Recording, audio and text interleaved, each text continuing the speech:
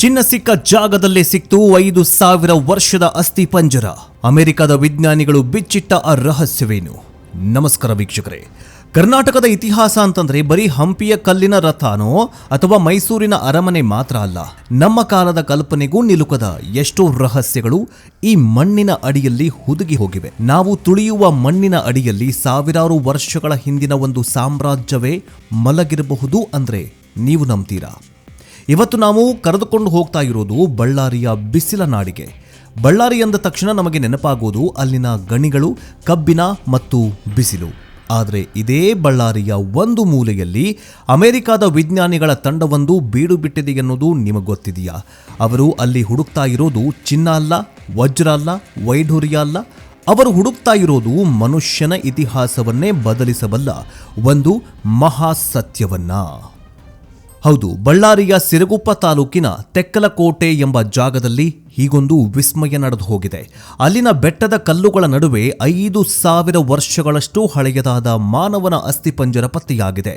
ಅರೆ, 5,000 ವರ್ಷಗಳ ಹಿಂದೆ ಯಾರು ವಾಸ ಮಾಡ್ತಾ ಇದ್ರು? ಚಿನ್ನದ ಕಿವಿಯೋಲೆಗಳು ಸಿಕ್ಕ ಜಾಗದಲ್ಲಿಯೇ ಈ ಅಸ್ಥಿಪಂಜರ ಸಿಕ್ಕಿರೋದ್ರಿಂದ ಇದು ಅಂದಿನ ಕಾಲದ ಶ್ರೀಮಂತ ವ್ಯಕ್ತಿಯಾಗಿದ್ನ. ಅಮೆರಿಕದ ಹಾರ್ಟ್ವಿಗ್ ಕಾಲೇಜಿನ ಪ್ರೊಫೆಸರ್ ಡಾಕ್ಟರ್ ನಮಿತಾ ಸುಗಂಧಿ ಅವರ ಈ ತಂಡ ಕಂಡುಹಿಡಿದ ಆ ಶಾಕಿಂಗ್ ಸತ್ಯವಾದ್ರೂ ಏನು? ಬನ್ನಿ ಇವತ್ತಿನ ಈ ಎಕ್ಸ್ಕ್ಲೂಸಿವ್ ವಿಡಿಯೋದಲ್ಲಿ 5,000 ವರ್ಷಗಳ ಹಿಂದಕ್ಕೆ ಟೈಮ್ ಲೈನ್ ನೋಡ್ಕೊಂಡು ಬರೋಣ, ಅಥವಾ ಟೈಮ್ ಟ್ರಾವೆಲ್ ಮಾಡ್ಕೊಂಡು ಬರೋಣ.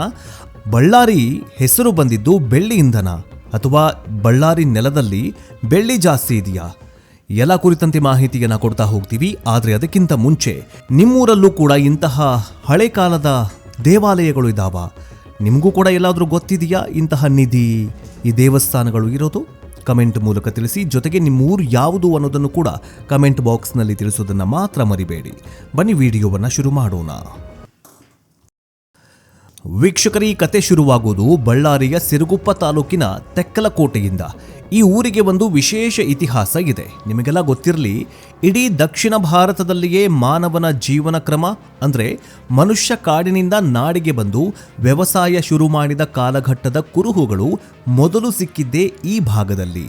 ಅಲ್ಲಿನ ಗೌಡ್ರ ಮೂಲೆ ಬೆಟ್ಟ ಅನ್ನೋದು ಸಾಮಾನ್ಯ ಬೆಟ್ಟವಲ್ಲ, ಇದು ಆದಿಮಾನವರ ಸ್ವರ್ಗ ಆಗಿತ್ತು. 1964ರಲ್ಲೇ MS ನಾಗರಾಜ ರಾವ್ ಅವನು ಖ್ಯಾತ ಸಂಶೋಧಕರು ಇಲ್ಲಿ ಉತ್ಖನನ ಮಾಡಿದ್ರು. ಆಗ ಅವರಿಗೆ ಸಿಕ್ಕಿದ್ದು ಏನ್ ಗೊತ್ತಾ? ಬಂಗಾರ. ಹೌದು, ದಕ್ಷಿಣ ಭಾರತದಲ್ಲಿ ಅತ್ಯಂತ ಹಳೆಯ ಚಿನ್ನದ ಆಭರಣಗಳು ಅಂದರೆ ಚಿನ್ನದ ಕಿವಿಯೋಲೆಗಳು ಸಿಕ್ಕಿದ್ದು ಇದೇ ತೆಕ್ಕಲಕೋಟೆಯಲ್ಲಿ. ಇದರರ್ಥ ಏನು? 5,000 ವರ್ಷಗಳ ಹಿಂದೆಯೇ ಅಂದ್ರೆ ನವಶಿಲಾಯುಗದಲ್ಲಿಯೇ ಇಲ್ಲಿನ ಜನರಿಗೆ ಚಿನ್ನದ ಬಗ್ಗೆ ಗೊತ್ತಿತ್ತು. ಅವರು ಬಂಗಾರವನ್ನ ಬಳಸ್ತಾ ಇದ್ರು ಅಂದ್ರೆ ಅವರು ಎಷ್ಟು ಮುಂದುವರೆದಿರಬಹುದು ಅನ್ನೋದನ್ನ ಊಹೆ ಮಾಡಿಕೊಳ್ಳಿ. ಅಂತಹ ಶ್ರೀಮಂತ ಇತಿಹಾಸ ಇರೋ ಜಾಗದಲ್ಲಿ ಈಗ ಮತ್ತೆ ಸಂಶೋಧನೆ ಶುರುವಾಗಿದೆ. ಆದರೆ ಈ ಬಾರಿ ಬಂದಿರೋದು ನಮ್ಮವರಲ್ಲ, ಅರ್ಥಾತ್ ನಮ್ಮ ಭಾರತದವರಲ್ಲ. ಅಮೆರಿಕದ ನ್ಯೂಯಾರ್ಕ್ನಿಂದ ಬಂದಿದೆ ವಿಶೇಷ ತಂಡ. ಅಮೆರಿಕದ ನ್ಯೂಯಾರ್ಕ್ನಲ್ಲಿರುವ ಹಾರ್ಟ್ವಿಗ್ ಕಾಲೇಜು ಇದು ಜಗತ್ತಿನ ಪ್ರಸಿದ್ಧ ಕಾಲೇಜುಗಳಲ್ಲಿ ಒಂದಾಗಿದೆ. ಇಲ್ಲಿನ ಮಾನವಶಾಸ್ತ್ರ ವಿಭಾಗದ ಮುಖ್ಯಸ್ಥರಾದ ಡಾಕ್ಟರ್ ನಮಿತಾ ಸುಗಂಧಿ ಅವರಿಗೆ ಕರ್ನಾಟಕದ ಬಗ್ಗೆ, ಅದರಲ್ಲೂ ಬಳ್ಳಾರಿಯ ಬಗ್ಗೆ ವಿಶೇಷ ಆಸಕ್ತಿ ಇದೆ. ಅವರು ತಮ್ಮ 15ರಿಂದ 20 ಜನರ ತಂಡದೊಂದಿಗೆ ಬಳ್ಳಾರಿಗೆ ಬರ್ತಾರೆ. ಅವರ ಉದ್ದೇಶ ಏನಾಗಿತ್ತಂದ್ರೆ 1964ರಲ್ಲಿ ಏನ್ ಸಂಶೋಧನೆ ನಡೆದಿತ್ತೋ ಅದನ್ನ ಆಧುನಿಕ ತಂತ್ರಜ್ಞಾನದ ಮೂಲಕ ಅಂದ್ರೆ ಡಿಜಿಟಲ್ ಮ್ಯಾಪಿಂಗ್ ಮೂಲಕ ಮತ್ತೆ ಪರಿಶೀಲನೆ ಶುರು ಮಾಡಿದ್ದಾರೆ. 2023ರ ಜನವರಿಯಲ್ಲಿ ಈ ಪ್ರಾಜೆಕ್ಟ್ ಶುರುವಾಯಿತು. ಬಿಸಿಲನ್ನ ಲೆಕ್ಕಿಸದೆ ಬೆಟ್ಟದ ಮೂಲೆ ಮೂಲೆಗಳನ್ನ ಅವರು ಜಾಲಾಡಿದ್ದಾರೆ. 1 ತಿಂಗಳು ಕಳಿತು, ಇನ್ನೇನು ಕೆಲಸ ಮುಗಿತು ಅನ್ನುವಾಗಲೇ ಮಣ್ಣಿನ ಅಡಿಯಲ್ಲಿ ಅವರಿಗೆ ಕಂಡಿದ್ದು ಒಂದು ದೃಶ್ಯ. ಆ ದೃಶ್ಯ ಇಡೀ ತಂಡವನ್ನೇ ರೋಮಾಂಚನಗೊಳಿಸಿತ್ತು. ಗೌಡ್ರ ಮೂಲೆ ಬೆಟ್ಟ ಒಂದು ನಿರ್ದಿಷ್ಟ ಜಾಗದಲ್ಲಿ ಮಣ್ಣನ್ನ ನಿಧಾನವಾಗಿ ಬ್ರಷ್ನಿಂದ ಸರಿಸ್ತಾ ಇರುವಾಗ ಮೊದಲು ಕಂಡಿದ್ದು ಆ ಒಂದು ಮೂಳೆ. ಕುತೂಹಲದಿಂದ ಮತ್ತಷ್ಟು ಮಣ್ಣು ಸರಿಸಿದಾಗ ಅಲ್ಲಿ ಪ್ರತ್ಯಕ್ಷವಾಗಿದ್ದು ಪೂರ್ಣ ಪ್ರಮಾಣದ ಮಾನವನ ಅಸ್ಥಿಪಂಜರ. ವೀಕ್ಷಕರೇ, ಇದು ಸಾಮಾನ್ಯ ವಿಷಯವಲ್ಲ. 5,000 ವರ್ಷಗಳ ಕಾಲ ಮಳೆ, ಗಾಳಿ, ಬಿಸಿಲು ಎಲ್ಲವನ್ನ ತಡೆದುಕೊಂಡು ಮಣ್ಣಿನ ಅಡಿಯಲ್ಲಿ ಒಂದು ಅಸ್ಥಿಪಂಜರ ಸುರಕ್ಷಿತವಾಗಿರುವುದು ಅಂದರೆ ಅದು ಪವಾಡವೇ ಸರಿ. ಅಳತೆ ಮಾಡಿ ನೋಡಿದಾಗ ಗೊತ್ತಾಗತ್ತೆ ಈ ಮನುಷ್ಯ ಸುಮಾರು 5.5 ಅಡಿ ಎತ್ತರ ಇದ್ದಿರಬಹುದು ಅಂತ. ಅದು ಸ್ತ್ರೀಯೋ ಅಥವಾ ಪುರುಷನದ್ದೋ ಅನ್ನೋದು ಇನ್ನಷ್ಟು ಹೆಚ್ಚಿನ ಪರೀಕ್ಷೆಯಿಂದ ಗೊತ್ತಾಗಬೇಕಾಗಿದೆ. ಆದರೆ ಆ ಅಸ್ಥಿಪಂಜರ ಇದ್ದ ಸ್ಥಿತಿ ನೋಡಿ ವಿಜ್ಞಾನಿಗಳಿಗೆ ಆಶ್ಚರ್ಯ ಆಗಿದೆ. ಯಾಕಂದರೆ ಆ ಅಸ್ಥಿಪಂಜರ ಸುಮ್ಮನೆ ಬಿದ್ದಿರಲಿಲ್ಲ, ಅದನ್ನು ಬಹಳ ಗೌರವದಿಂದ ಮಲಗಿಸಲಾಗಿತ್ತು. ಅದರ ಮೇಲೆ ಕಲ್ಲುಗಳನ್ನು ಜೋಡಿಸಿ ಇಡಲಾಗಿತ್ತು. ಅಂದರೆ 5,000 ವರ್ಷಗಳ ಹಿಂದೆಯೇ ನಮ್ಮ ಪೂರ್ವಜರಿಗೆ ಮನುಷ್ಯ ಪ್ರಾಣ ಬಿಟ್ಟ ಮೇಲೆ ಹೇಗೆ ಸಂಸ್ಕಾರ ಮಾಡಬೇಕು ಅನ್ನೋ ಜ್ಞಾನ ಇತ್ತು. ಅವರು ತಮ್ಮ ಪ್ರೀತಿ ಪಾತ್ರರನ್ನು ಸುಮ್ಮನೆ ಬಿಸಾಡ್ತಾ ಇರಲಿಲ್ಲ, ಬದಲಿಗೆ ವಿಧಿವಿಧಾನಗಳ ಮೂಲಕ ಮಣ್ಣು ಮಾಡ್ತಾ ಇದ್ರು ಅನ್ನೋದು ಈಗ ಗೊತ್ತಾಗಿದೆ. ಅಂದರೆ ಇದೇ ಸಾಕ್ಷಿ ಅಂತಲೇ ಹೇಳಬಹುದು. ಇನ್ನು ಸ್ವಲ್ಪ ಊಹೆ ಮಾಡಿಕೊಳ್ಳಿ, 5,000 ವರ್ಷಗಳ ಹಿಂದೆ ಬಳ್ಳಾರಿ ಹೇಗಿದ್ದಿರಬಹುದು? ಅಲ್ಲಿ ಟ್ರಾಫಿಕ್ ಇರಲಿಲ್ಲ, ಮೊಬೈಲ್ ಇರಲಿಲ್ಲ, ಕರೆಂಟ್ ಇರಲಿಲ್ಲ. ಅದು ನವಶಿಲಾಯುಗ. ಮನುಷ್ಯ ಆಗಷ್ಟೇ ಬೇಟೆ ಆಡೋದನ್ನು ಕಡಿಮೆ ಮಾಡಿ ಒಂದೇ ಕಡೆ ನೆಲೆ ನಿಂತು ವ್ಯವಸಾಯ ಮಾಡೋದನ್ನು ಕಲಿತಿದ್ದ. ತೆಕ್ಕಲಕೋಟೆಯ ಈ ಬೆಟ್ಟಗಳ ಮೇಲೆ ಅವರು ವಾಸ ಮಾಡ್ತಾ ಇದ್ರು. ಇಲ್ಲಿ ಸಿಕ್ಕಿರುವ ಮಡಿಕೆ ಚೂರುಗಳು, ಕಲ್ಲಿನ ಆಯುಧಗಳು ಅವರು ಬಳಸ್ತಾಗಿದ್ದ ವಸ್ತುಗಳು.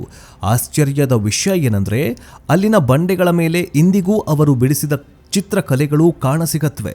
ಗೂಳಿಗಳು, ಮನುಷ್ಯರು ಸಾಲಾಗಿ ನಿಂತಿರುವ ಚಿತ್ರಗಳು ಇಲ್ಲಿ ಕಂಡುಬರತ್ವೆ. ಇದರರ್ಥ ಅಂದಿನ ಕಾಲದಲ್ಲಿಯೇ ಅವರಿಗೆ ಕಲೆಯ ಬಗ್ಗೆ ಆಸಕ್ತಿ ಇತ್ತು. ಅವರು ದನಕರಗಳನ್ನು ಮೇಯಿಸ್ತಾ ಇದ್ರು, ರಾಗಿ ಮತ್ತು ಹುರುಳಿಗಳನ್ನ ಬೆಳೆಸ್ತಾ ಇದ್ರು. ಈಗ ಸಿಕ್ಕಿರುವ ಅಸ್ಥಿಪಂಜರ ಕೂಡ ಅದೇ ಕಾಲದ್ದು. ಅಂದರೆ ಈ ವ್ಯಕ್ತಿ ನಾವು ಈಗ ನೋಡ್ತಾ ಇರುವ ಅದೇ ಬಂಡೆಗಳ ಮೇಲೆ ಅಂದು ಓಡಾಡಿಕೊಂಡಿದ್ದ, ಅದೇ ಗಾಳಿಯನ್ನ ಉಸಿರಾಡ್ತಾ ಇದ್ದ, ಇವತ್ತು ಕೇವಲ ಮೂಳೆಗಳಾಗಿ ನಮ್ಮ ಮುಂದೆ ಮಲಗಿದ್ದಾನೆ. ಈಗ ಇನ್ನೊಂದು ಪ್ರಶ್ನೆ ಬರಬಹುದು, ಇದೇ ಜಾಗದಲ್ಲಿ ಹಿಂದೆ ಚಿನ್ನದ ಕಿವಿಯೋಲೆ ಸಿಕ್ಕಿತ್ತು ಅಂತ ಹೇಳಿದ್ವಿ. ಹಾಗಾದ್ರೆ ಈ ಅಸ್ಥಿಪಂಜರಕ್ಕೂ ಆ ಚಿನ್ನದ ಓಲೆಗೂ ಏನಾದರೂ ಸಂಬಂಧ ಇದೆಯಾ? ನೇರವಾಗಿ ಸಂಬಂಧ ಇಲ್ಲದೇ ಇದ್ರೂ ಒಂದು ವಿಷಯ ಸ್ಪಷ್ಟ, ಯಾರು ಚಿನ್ನವನ್ನ ಬಳಸ್ತಾರೋ ಅವರು ನಾಗರಿಕತೆಯಲ್ಲಿ ಮುಂದುವರೆದವರು ಅಂತ ಅರ್ಥ. ತೆಕ್ಕಲಕೋಟೆಯ ಜನರು ಬರೀ ಕಲ್ಲುಗಳನ್ನು ಮಾತ್ರ ಬಳಸ್ತಾ ಇರಲಿಲ್ಲ, ಅವರಿಗೆ ಲೋಹದ ಪರಿಚಯವೂ ಕೂಡ ಇತ್ತು. ಅವರು ಸೌಂದರ್ಯ ಪ್ರಿಯರಾಗಿದ್ದರು. ಅಮೆರಿಕ ತಂಡಕ್ಕೆ ಸಿಕ್ಕಿರುವಂತಹ ಈ ಅಸ್ಥಿಪಂಜರದ ಪಕ್ಕದಲ್ಲಿಯೇ ಪುರಾತನ ಮಡಿಕೆಯ ಚೂರುಗಳು ಸಿಕ್ಕಿವೆ. ಪ್ರಾಚೀನ ಕಾಲದಲ್ಲಿ ಒಂದು ನಂಬಿಕೆಯಿತ್ತು, ಮನುಷ್ಯ ಪ್ರಾಣ ಬಿಟ್ಟ ಮೇಲೆ ಆತನ ಆತ್ಮಕ್ಕೆ ಹಸಿವಾಗಬಾರದು ಅಂತ ಅವನ ಸಮಾಧಿಯ ಜೊತೆಗೆ ಆಹಾರ ಧಾನ್ಯಗಳನ್ನ, ನೀರನ್ನ ಮತ್ತು ಅವನಿಗೆ ಇಷ್ಟವಾದ ವಸ್ತುಗಳನ್ನ ಇಡ್ತಾಗಿದ್ರು. ಬಹುಶಃ ಈ ಅಸ್ಥಿಪಂಜರದ ಜೊತೆಗೂ ಹಾಗೆ ಮಾಡಿರಬಹುದು. ಇದು ದಕ್ಷಿಣ ಭಾರತದ ಸಂಸ್ಕೃತಿಯ ಬೇರುಗಳು ಎಷ್ಟು ಆಳವಾಗಿವೆ ಅನ್ನೋದನ್ನ ತೋರಿಸುತ್ತೆ. ವೀಕ್ಷಕರೇ, ಡಾಕ್ಟರ್ ನಮಿತಾ ಸುಗಂಧಿ ಅವರ ಪ್ರಕಾರ ಇದು ಕೇವಲ ಮೊದಲ ಹಂತದ ಸಂಶೋಧನೆ. ಇದು ಬರೀ ಸ್ಯಾಂಪಲ್, ಪಿಕ್ಚರ್ ಅಭಿ ಬಾಕಿ ಹೇ ಅಂತ ಹೇಳ್ತಿದ್ದಾರೆ. ಈಗ ಸಿಕ್ಕಿರುವ ಅಸ್ಥಿಪಂಜರವನ್ನ ಹೆಚ್ಚಿನ ಪರೀಕ್ಷೆಗೆ ಒಳಪಡಿಸಿದ್ರೆ ಹಲವಾರು ಶಾಕಿಂಗ್ ಸತ್ಯಗಳು ಹೊರಬರಲಿವೆ. ಮೊದಲನೇ ಪರೀಕ್ಷೆ DNA ಟೆಸ್ಟ್. ವ್ಯಕ್ತಿಯ DNA ತೆಗೆದು ಪರೀಕ್ಷೆ ಮಾಡಿಸಿದ್ರೆ ಇಂದಿನ ಬಳ್ಳಾರಿ ಜನರ ರಕ್ತದಲ್ಲಿ ಇದೇ DNA ಇದೆಯಾ ಅಂತ ಗೊತ್ತಾಗತ್ತೆ. ಅಂದ್ರೆ ನಮ್ಮ ಪೂರ್ವಜರು ಯಾರು ಅನ್ನೋದು ಪಕ್ಕ ಆಗತ್ತೆ.